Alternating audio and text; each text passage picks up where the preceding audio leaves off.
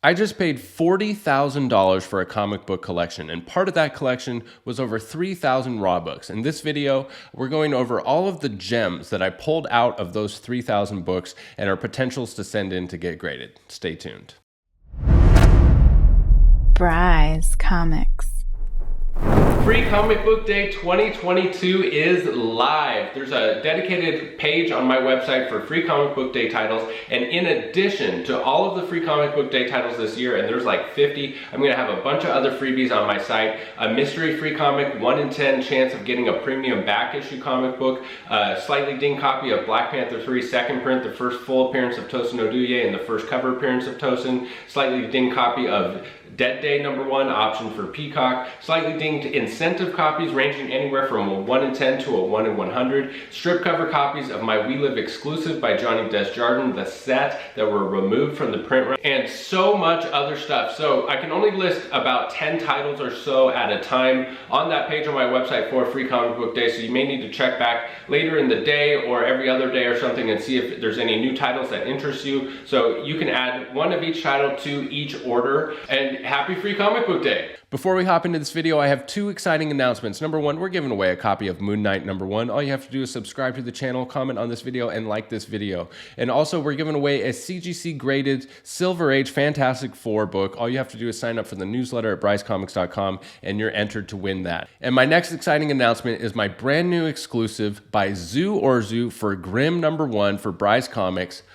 Boom.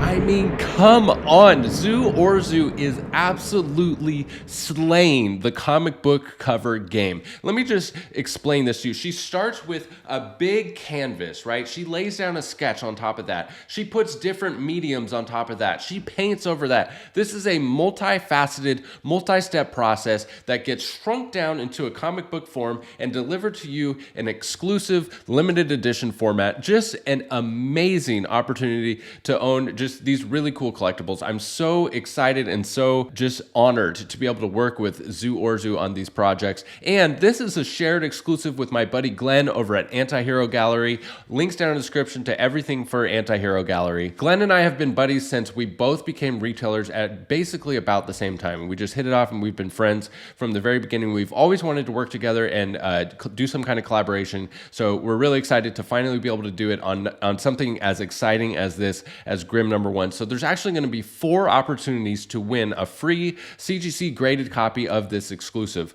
One on my Instagram page right now, one at Glenn's Instagram page at Anti-Hero Gallery, and one if you sign up for my newsletter. It's in addition to the regular giveaway I do for my newsletter. If you sign up for the newsletter, you're entered to win a free CGC 9.8 of this exclusive as well. And if you sign up for Glenn's newsletter, you're also entered to win a CGC 9.8 of this exclusive. Links to all of that down in the description. And so this is a shared exclusive. It's limited to 1,000 copies. 500 are going to my shop and 500 are going to his shop, and he will sell and distribute through his channels, and mine will be available at brycecomics.com. So let's take a little preview of what Grimm is all about and do a little preview of the book. Jessica Harrow is dead, but her journey has only just begun.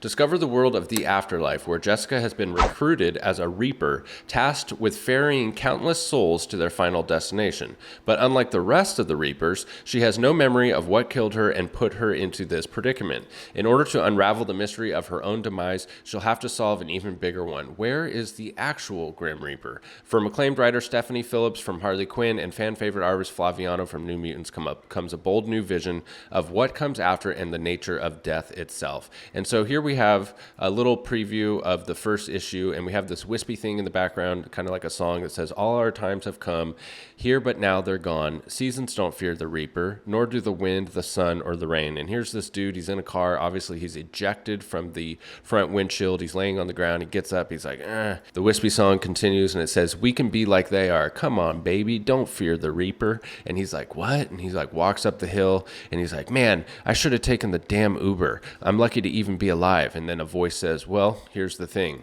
you're not."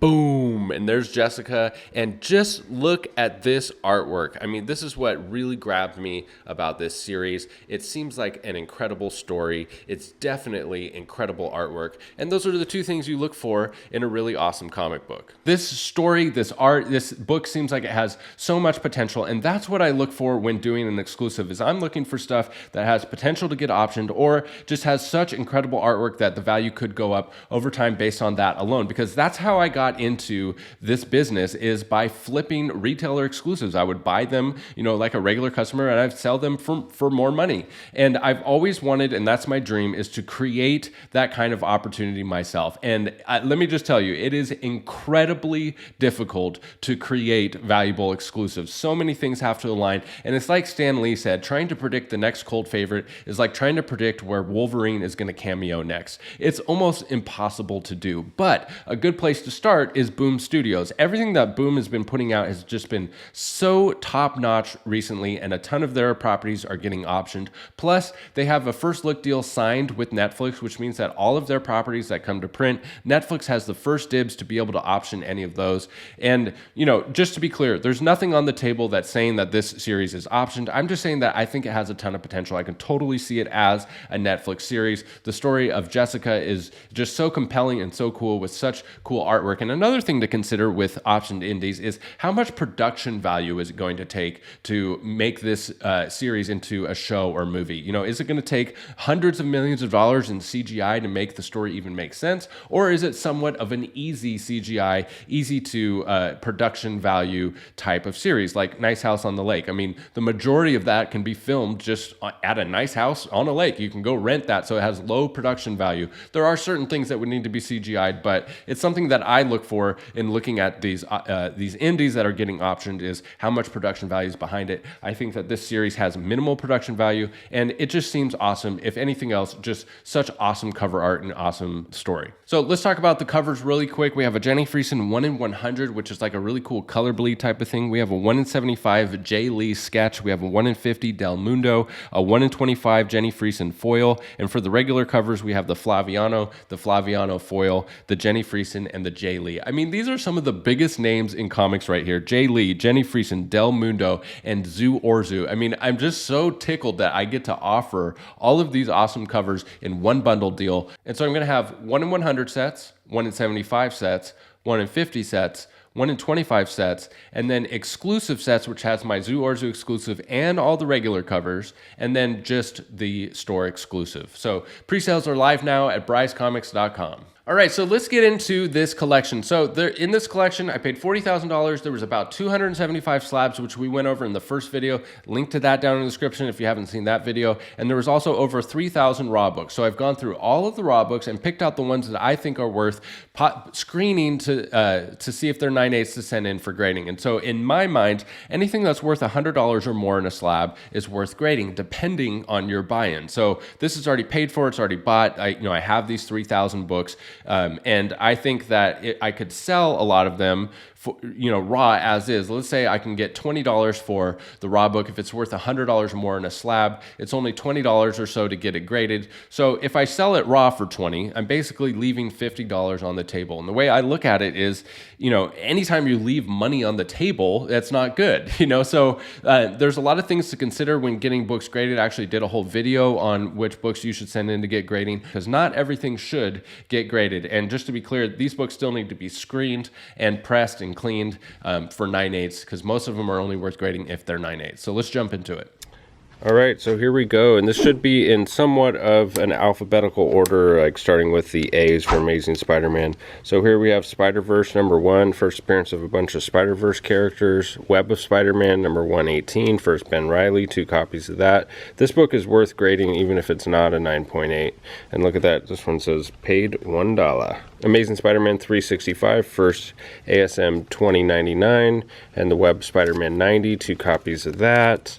And a copy of 189. Those are worth grading. They're about $100 each in 9.8. Here's a minty copy of Web of Spider-Man 1, the newsstand edition. Here's some Ultimate Spider-Man stuff. This might not be worth grading, but I think it's the first Ultimate Moon Knight, and it's just such an epic cover. I thought, why not? This is also the first appearance of something, first Ultimate Carnage. Just some amazing covers for these. I think these are some really undervalued Ultimate Spider-Man covers. Here's the first Ultimate Venom. Sensational Spider-Man number 0. What you want to look for on this is on the back cover, there's a 1 in 10,000 variant, which is surprisingly hard to find, and it's actually worth a pretty penny. Here's Spider-Woman number 1. I think this is a 1 in 50 variant. A nice minty copy of the first solo series for Spider-Woman. Spider-Verse number 5. This is the 1 in 25 variant. Spider-Man number 1. This is also an incentive. Miles Morales Spider-Man number 1. I can't remember why I put that one in there.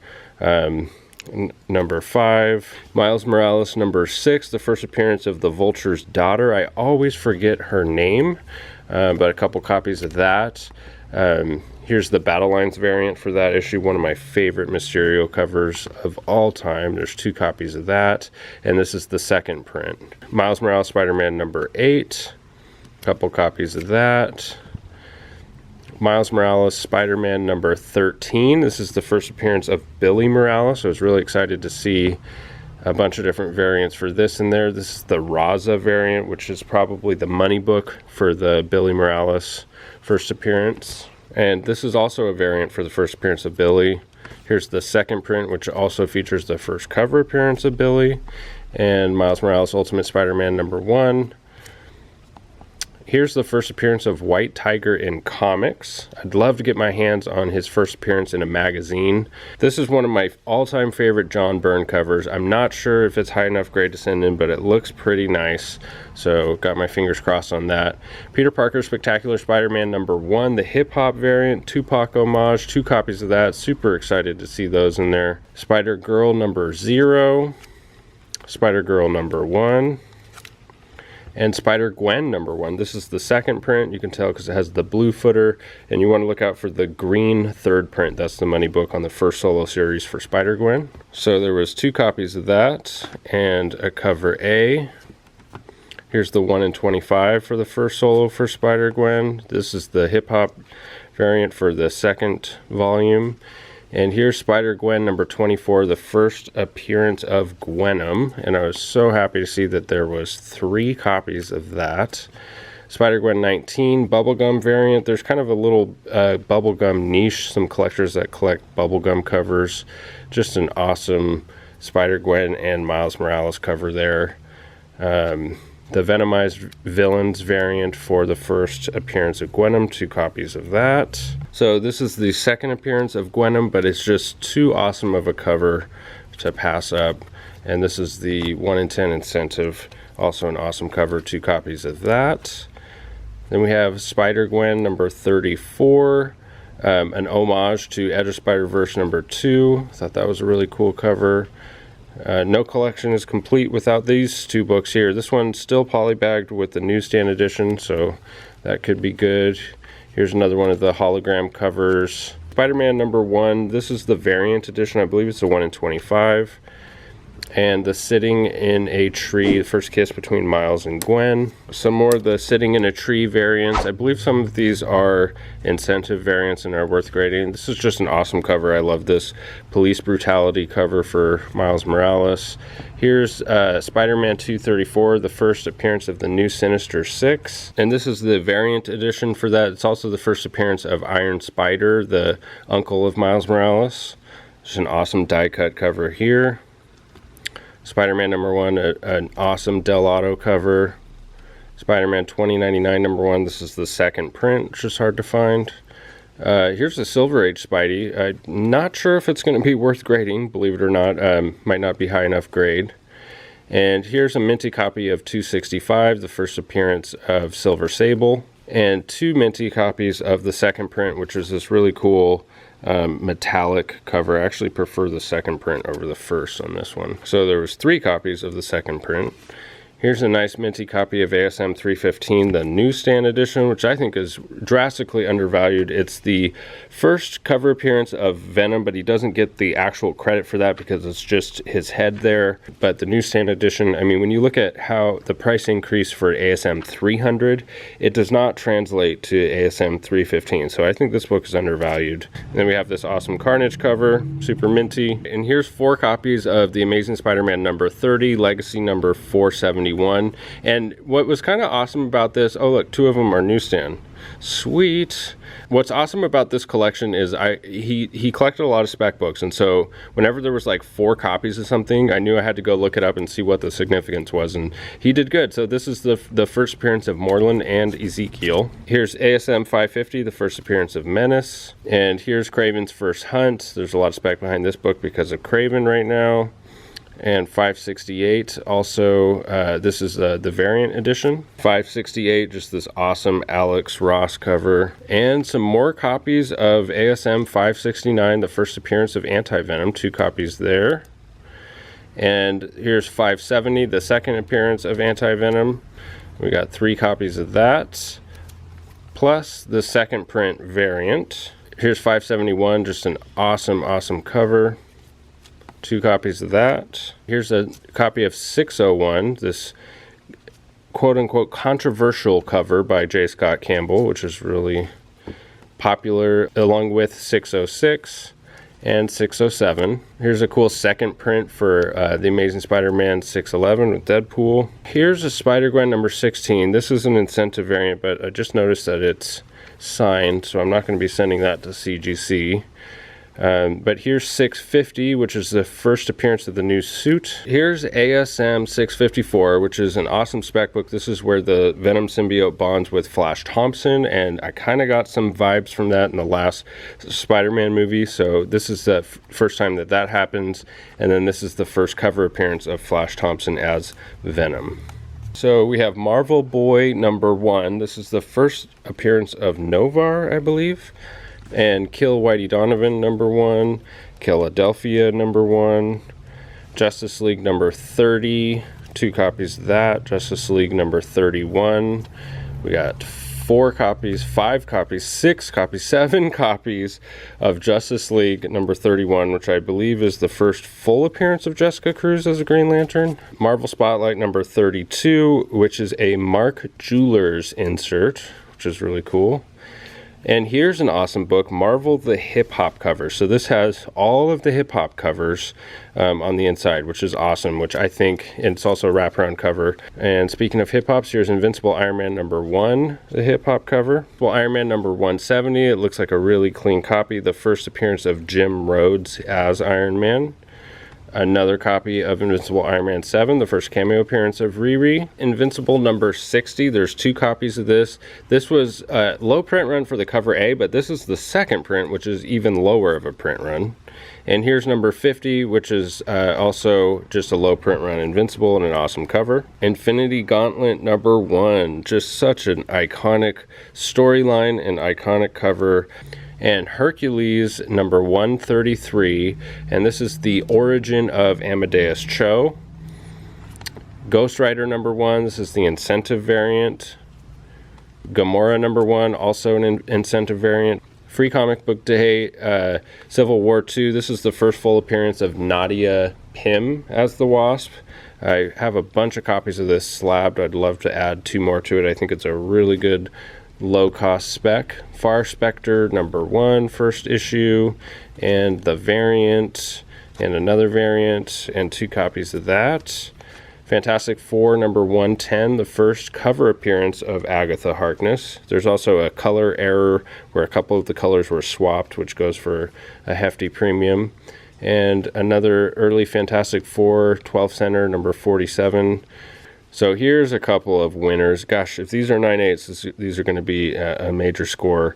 The Crow number 3, and The Crow number 4. If you guys have been paying attention, number 1 has just been going through the roof, and I believe there's been some new movement on this property, getting options, so it's the perfect time to submit those.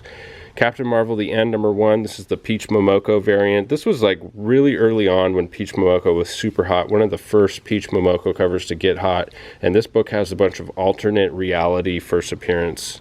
And here's Captain Marvel number 17. I believe this is the second appearance of Kamala Khan. Here's an awesome book. The first cameo appearance of Phyla-Vell and the first full appearance of Phyla-Vell.